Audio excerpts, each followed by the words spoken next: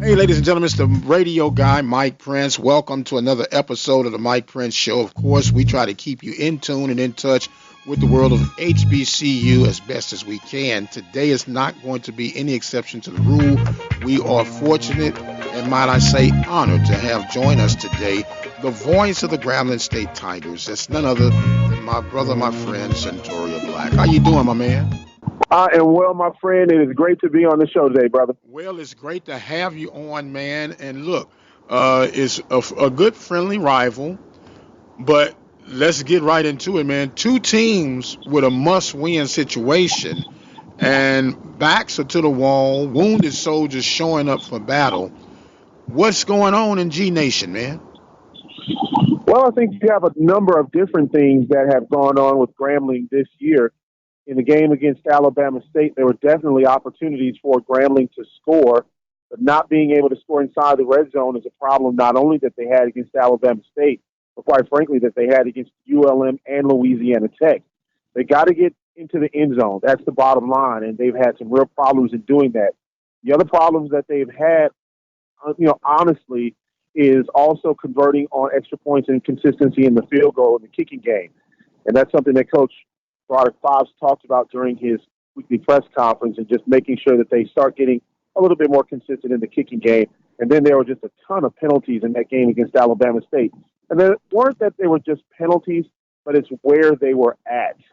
You had one situation where you were first and goal inside the 10. Penalties got you all the way back that second, third and goal at the 30-yard line. So penalties are killer and drive killers as well. So they've got to clean up the penalties, get a little more consistency in the kicking game, but they have to score inside the red zone.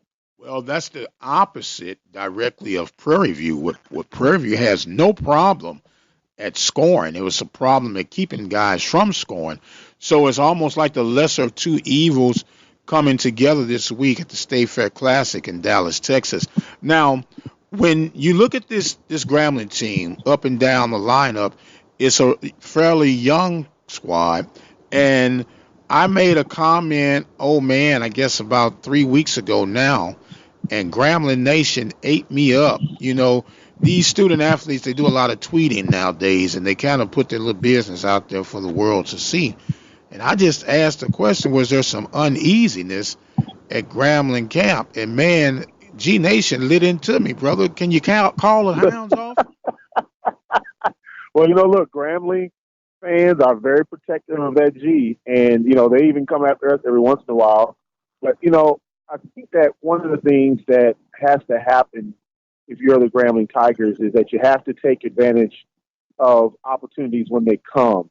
And, these two teams have familiarity with each other. Obviously, Eric Dooley, the head coach, he was the offensive coordinator at Grambling. You got Ricky Jackson over there, who was on the coaching staff, Ashton Green, who played for Grambling State University. So you've got a number of Prairie View A&M coaches who are familiar with the Grambling brand.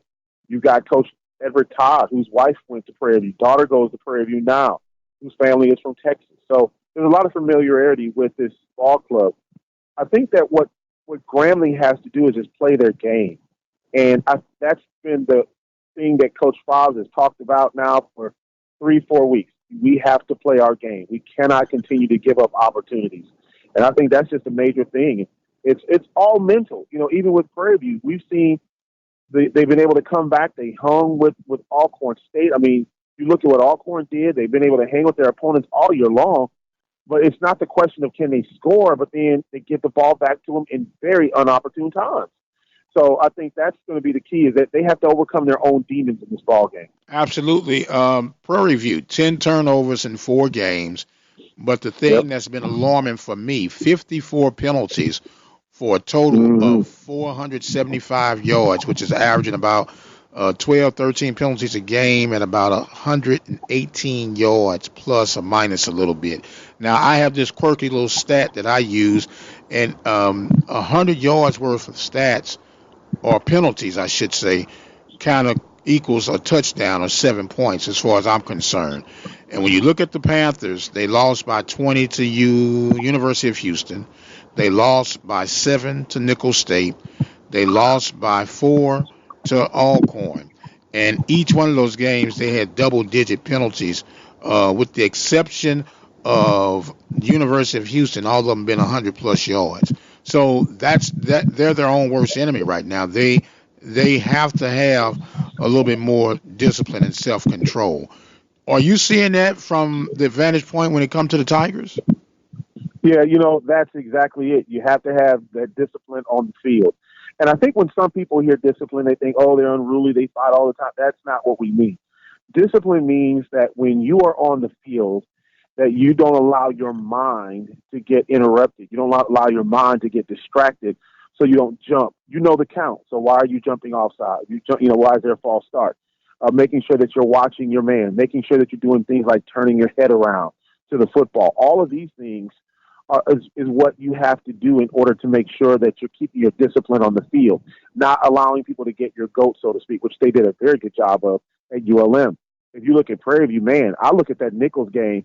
They had Nichols in the first half, and then they came out. They had a turnover. You had turned the ball over on downs. You gave Nichols the short field. I mean, I think the first 3 or 4 possessions of the second half, Nichols scored a touchdown, either by way of getting the ball or by a Prairie View turnover or a quick turnover on downs.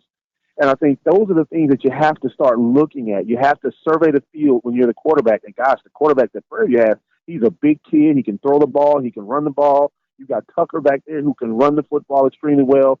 Good receivers on the outside. Very athletic offensive line. I think now it's up to the defensive side of the football for Prairie View in order to try to make sure that when they get the ball, when they're on defense, that they're doing more in order to make sure that they're stopping their opponents. And really, the stopping of the opponents, man, is right in the middle of the field. I think Nicholls State had several players that were right in the middle of the field behind the linebackers. And so it's just one of those things where that discipline will cause you to lose the games because of penalties, because of all kinds of little things that you may not even see in the stat sheet. The gaps were filled a couple of times. I know in that Grambling Alabama State game. So the running back had to bounce off and go back to the outside where there was help for the defense with the linebacker. The ends were crashing down, and then we, instead of getting the ball back to the outside, we went inside the gaps where the end was. And so those are all mental mistakes. Those are discipline errors and making sure that you're surveying the field and you know what's going on. We're talking right now with Santoro Black, the voice of the Grambling State Tigers. It is the big annual matchup between the Tigers and the Panthers, and this thing has been rich in history. Is of recent become a back and forth battle. Panthers trying to get the second consecutive win under the leadership of Eric Dooley. And, of course, Fobbs is going to have something to say about that come Saturday at 4 o'clock. Now, when we look at these teams, we look at they're mirroring each other, both of them bringing in a 3-game losing streak. Let me just come out and ask you, is Hickbottom the guy to stick with as far as your quarterbacking is concerned? I think he is. I think Hickbottom is doing a good job. He's improved a lot. I think that one of the things that he has to do, and this is just something that happened in that game against Alabama State. You got to know when to let that ball go, or when the play is kind of over with. It's one of the things you cannot do, especially in third and long situations. You don't want to give up a sack, and the other thing that you don't want to do is hold on to that football so long where there's a fumble or anything else can happen. So I think he is the guy. I just think that right now for Hickbottom, he's just got to get the ball to his receivers. There's a couple of shots to Johnson in the flat. He was open and he overthrew the receiver, a little bit too much mustard on the ball. I swear to God, that one of the passes that he had to one of the receivers in the game against Alabama State in the second half was like a fastball to the outside. I was just like just a bit outside. I mean, the ball was coming humming out of his hand. And so, but that's the thing I think Hickbottom has to do. There are certain things where you don't have to loft that ball up to allow the defenders to adjust. Sometimes it's about getting that ball out on a line. So now all of a sudden the receiver has a good opportunity to get the ball, and you don't have defenders coming over adjusting because the ball has too much air under it. Then there's times when you got the receiver right there in front of you that you don't have to throw a fastball because he's right there in front of you and nobody's around him in order to defend him. I mean, sometimes you really got to just think about those little things. And it's easy for us to say as analysts because, we're on the other side. But from somebody who played the game, that's one of the things that coaches used to tell us all the time. Don't do things in order to self-destruct. Make sure that you're doing some of the simple things right and then let the game come to you. So I just think that's what Hickbottom has to do more of. Let the game come to you. Get the ball to Quentin Geist. He's a great receiver. Get the ball to Donald Johnson, one of the great young receivers that we have on the team. Hell, Raylon Richardson is 6'5". You got to get the ball to that guy who's 6'5". He's bigger than almost any corner in the entire conference. So those are the things that you got to do in order to make sure that you're getting better as a quarterback. Well, the old adage still works. Simple is still powerful. Sometimes we get too cute and we don't even identify ourselves. That reminds me of this joke. I'll give it to you real quick. Young lady had an accident and she went to the hospital and she had a second chance and she prayed to God. She said, God, if you really let me get out of here and survive this, I'll give you everything I got. So he allowed her to go in there, and while she was in there, she had extended time. She got facelifts, makeovers, and when she got out of there, she got hit by a car and died as soon as she got out the hospital. And she got to heaven, and she said, well, Lord, I thought you was going to extend me. He said, well, I didn't recognize who you were. Sometimes we do so much that we don't remember that it's still a game. And when I know we talking sports, man, but that's a word right there. That's a word. Yes, sir. I know it. Every now and then I'm good for one. Every now and then. That's a word. That'll preach on Sunday now. Yeah, and Monday through Saturday too. Yeah. Look, Santorio, we talk a lot about the offense and defense, but in times past, especially of recent, there have been some key special team plays in this game between the Tigers and the Panthers, let alone throughout the rest of the conference. In your honest opinion, do you think we spend enough time in the special teams area to make our teams more equal or balanced when we go to play outside the conference? And I'm thinking more like the Southland Conference. Because when we compare toe-to-toe, head-to-head, the only vantage point I'm seeing is special teams play. Well, two things. Again, this is going to go back to simplicity. Something that our special teams coach, Terrence Graves, said. At times, we do so many things because we're listening to specialists, we're listening to the experts and all of that, that we're not doing the simple things. So you've got the ball going in the right direction because you're paying attention to the flags on the poles, but then you're changing the swing of your leg, and now all of a sudden you're getting an inconsistent kick. It's kind of like you got the same kind of windup if you're a pitcher, but then your delivery is off. You're releasing the ball too high or too late because you're trying to do things that, again, are a little bit too fancy or, doing things that aren't mechanically sound. And I think that in our conference, I think we spend some great time there. I think that you've got a lot of great opportunities. But here's the thing. There's a difference from kicking that ball when you are by yourself during practice, or even when you are, doing this in pregame and having somebody of the opposite colored jersey coming head on at you. Sometimes you get kickers that get a little bit of the yips and they can pull that ball one way or the other. And so I think it's just a question of a mental game more than anything else on the kicking side. Everything else, look, we've got some tremendous guys on the return team, on the cover team. You've got guys who can return that ball, who've got speed, just like other conferences do. Our problem is the consistency in the kicking game. That's where I think as overall as a conference, if, all the teams are doing that, it's going to be hard to beat us. You've got some great kickers in this league. You just had one that just left Grambling, who now is the all-time leading scorer in the conference, and Marco Roscoe. And so, Brian Morgan came through this program. I know Jackson State, I remember a couple of kickers that they had were just tremendous. So you got the talent. I just think it's just making sure you're executing now. Now I'm about to put you on the spot, brother. I'm not going to have you pick the winner because I already know who you think going to win, just like I know who I think's going to win. And let me know if you need some tape too, okay? So no problem.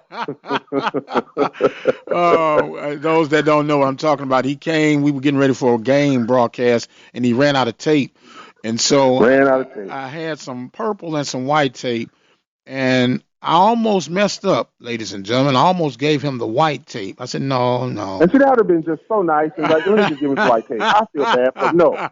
You gave me purple tape. That's right, and I did that on purpose. I just lied. When somebody said, where'd you get the purple tape from? I said, well, we got an Omega somewhere around here on the staff, so we just got to But yeah, it was all in good jest, though. All in good jest. Look, when you break down the offense, the defense, and the special teams, which squad you think has the advantage and why? So offense, this is just journalistic. I'm putting on my sports talk hat now and what I do on the weekdays. Offense has got to be Prairie View, just because of the fact that the quarterback is extremely talented. You've got a very, very good running game, solid with Tucker. And I think the receivers are a little bit more deeper with Prairie View. Defense, I have to give it to Grambling, just because of the fact that I think those guys with Joseph Williams in the secondary. We did have a couple of injuries to Vaughn and to Dan Fields, but you really got a solid secondary there for Grambling, and the linebackers are playing well, especially with Hogue, DeAndre Hogue. So I think defense there. A push when you look at the special teams, because both teams have struggled in areas where the game was on the line and where they could have had a chance to take the lead or even win the game. So I don't know. I think that the intangibles are the ones that you have to look at. The intangibles being the penalties, being what are you going to do as far as making sure that you're not self-destructing at the end of the ballgame or at the very beginning. I know the first quarter was extremely rough for Prairie View A&M. So I think this is a little bit of a push. I think it's Prairie View's very good offense against a very good defense, and then Prairie View's defense, which has given up a lot against an offense that has not scored inside the red zone. That's going to be an interesting dynamic in this ball game. Now, are you going to dare to give me a score? No, I don't give those kinds of predictions. I can't give a score. Okay. But Go ahead. But I will say this. I think the first team to 27 wins this game. And the reason is that if Grambling can get out front first, putting the ball in the hands of their defense, very confident that they could try to hold off. If Prairie View goes to 27 first and Grambling has to come from behind, they've had problems. Now, of course, they did a little come from behind against Louisiana Tech. They scored when they could against Alabama State, but again, scoring inside the red zone has been a challenge. So I think 27 may be the magic number here for one of these teams. 27. Do you have an over/under of how many points will be scored in the contest? 62. Whoa. 6. So then you're saying 27. So you're saying Grambling's going to win 35 to 27? Is that what you're saying? Well, I'm not saying that. I'm just saying. I heard 62 points. And if you know, and you said Prairie you get to 27, I'm not trying to start nothing, but I was just figuring it out with the quick math. Is that what I'm hearing? Ooh, being messy. Well, I'm just saying the first one to 27 probably would win the game. That to me, that's the magic number. Is the first one to 27. Well, 62, I think could be the over/under there. That's a lot of points, man. Look at what happened against Alcorn. Alcorn, they was over 80 or 90 there. And Nichols was close to 70 or 80. Well, and here's why I say the Alcorn game was a shocker. What Prairie View did, and I was glad to see them do, they ran more than they had run in any game thus far, which was a key. You got to have Dewanye Tucker involved in the running game. And the balanced attack was there. But I think the key to the Panthers, they're going to have to get some control. They got to take some time of possession. They got to give the defense enough time to collect themselves. I think you have a good enough defense that with the proper rest, they could ward off and hold off the Tigers for this weekend. Now, I'm not going to be as liberal as you are with the points at 62. Good night almighty, man. That was a lot of points. I'm going to say more like 47 would be the over/under, okay? And I'm looking at something like a 27-20 score. That's what I'm looking at. That's possible. And I think you were right about that. You got to give your defense a rest. And I think that's the Achilles heel at times when you play those out-of-conference games, is that when you give your defense, the other team's offense the ball on the short field, it really puts the defense behind the 8 ball. If I'm not mistaken, they gave Nichols the ball on the run back, and defense had to defend like 10 yards or somewhere around there. Yeah, and I got to remind you, man, this is a family program, so you got to stop using all that profanity about the Panthers giving up the ball like they did. in the red zone or the green zone and all that. Now, you was doing well, man. We're not talking about Nichols. We're talking about Grambling and Prairie View. But that's true. But I'm going to tell you this, though. I'm going to tell you one player, though, that I'm really interested in seeing what happens. Jordan Jones, former Grambling Tiger, now on Prairie View A&M's team. Yes. I want to see what happens there because he's going to have a lot of energy. He's a big kid. Grambling's used to him. They know what he can do. Coach Dooley knows what he can do. I'm really interested in seeing what he does because that's going to be a really interesting development with him. The other thing, like I said, I think that this could be that breakout game for Grambling on offense. That's why I said 62 points. I think that they're due. I think that they're due a breakout game. And I'm putting that up. I put it on the altar on Sunday on the way back from Alabama State. So, we put it on the altar. Yeah, so we had to put it up in prayer. I know that's right. He said bring it. But the question is, did you leave it at the altar? Oh, we left it at the altar. We're not going to worry no more about it. We're just going to practice, and we're going to let God have his way. Well, ain't no need to worry what tomorrow's going to bring. It'll be all over about 7:30. Yeah, about 7:30. Go get a turkey leg. Yes, sir. Santoro Black, the voice of the Grambling State Tigers. Man, let everybody know, how they can listen to the Grambling Tiger broadcast. And then you have a gospel show that you are producing. And tell us a little bit about that in reverse order, if you don't mind. Sure, no problem. So first of all, let's talk about the gospel show. It's called the Weekend Praise Party. We have a great time. This week we have Roberto Person who will be on. He is the manager of Personal Praise, who was nominated for Stellar this year, Youth Group Duo of the Year. He'll be on to talk about how you can get your kids started in the business and do so without spending a ton of money and getting taken in the industry. He's got a lot of great experience, so we'll talk about that.